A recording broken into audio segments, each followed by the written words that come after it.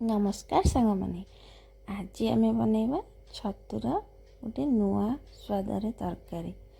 तो ये तरकारी थरे बनातु विश्वास करेंगे नो डाउट बहुत ही टेस्टी लगे। थरे घरे निहाती भाव ट्राए कर देखु। तो सांग मैंने जदि आप मो चैनल रे नुआ अच्छा मो चैनल को सब्सक्राइब करेंगे। तो वीडियोटी एवं स्टार्ट करिया देखु। छतु को प्रथम भल भाव धोई से हल्दी पानी पकई आउ थे धोई ने। नेक्स्ट आम छतु दरकार मसला गुड़िक देखी ना से पियाज को फाड़ फाड़ कर काटी नहीं टमाटो अदा रसुण कंचा लगा ये सब को थे तेल टे जीरा पकई अल्प समय फ्राए करना। देखु ये भाव आम मसला गुड़ी टिके भाजी नहीं जावा। पियाज और सब मसला गुड़ी पानी मरी सारा पर गोटे पैन को काढ़ी नवा। नेक्स्ट आम सेम कड़ा रे किसी तेल दे से छतु को काटी नहीं ऐड करवा। से अल्प लुण पकई भल भाव घाटी नवा।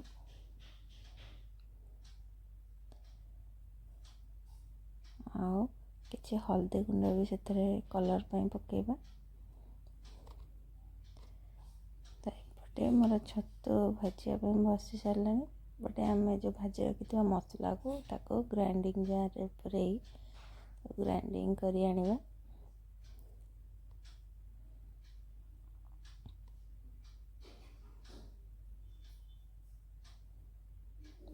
तो ये आमर ग्राइंडिंग हो सारी देखु। ये भाव आम भल से चिकन कर बाटी ना। आम छतु गुड़िक भी एपटे भाजी हो जाए गोटे प्लेट को काढ़ी आनिबा।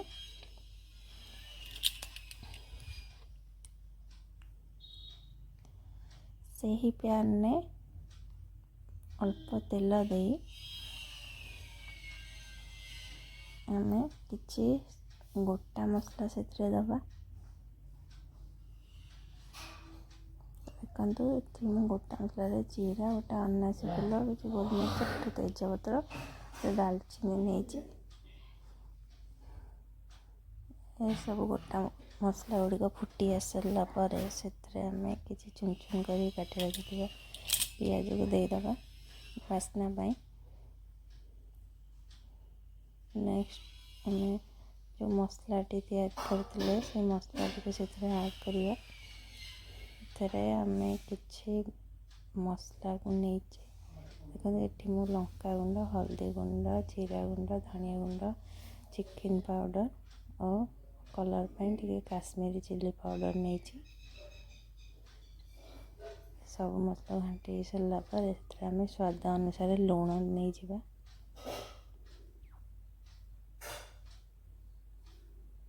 मसला को भल भाव कषिदबा। देखो आमर मसलार कलर पड़ी आसला से आम भाजी रखी छतु को देदेबा। टे भल एकर सेकर कर 5 मिनट फ्राए हाँवाई छाड़ीदबा।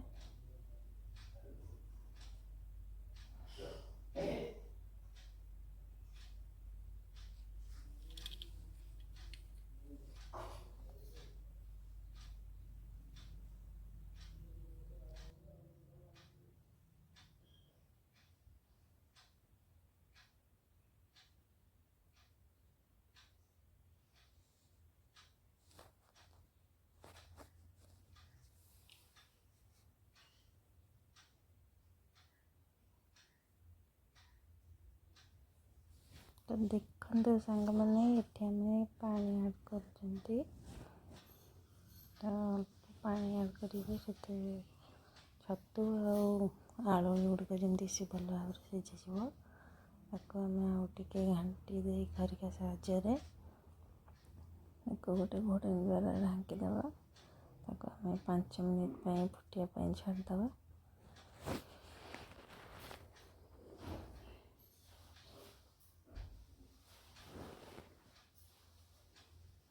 ଏବେ ଆମର ତରକାରୀଟି ଭଲ ଭାବରେ ଫୁଟି ସାରିଲାଣି। ତରକାରୀର କଲର୍ କେତେ ସୁନ୍ଦର ଦେଖାଯାଉଛି। ନିହାତି କମେଣ୍ଟ ଜରିଆରେ ଜଣାଇବେ। ଘରେ ନିଶ୍ଚିନ୍ତ ଭାବରେ ଟ୍ରାଏ କରିବେ। ଦେଖନ୍ତୁ ଆମ ତରକାରୀଟି ଏବେ ପୁରାପୁରି ଭାବେ ରେଡ଼ି ହେଇସାରିଛି।